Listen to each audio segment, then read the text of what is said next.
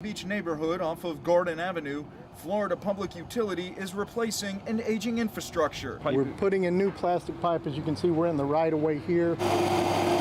This device drives the new high-tech plastic piping underground, replacing old and aging bare steel pipes. So far, we haven't found any defective pipe as we remove it.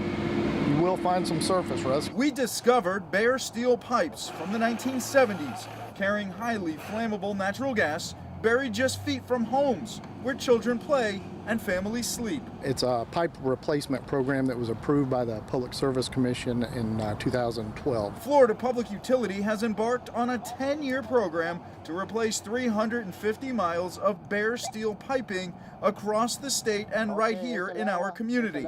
A review of the Public Service Commission's 2013 annual safety report shows hundreds of miles of existing pipeline dating back to the 1940s and even prior still in use today.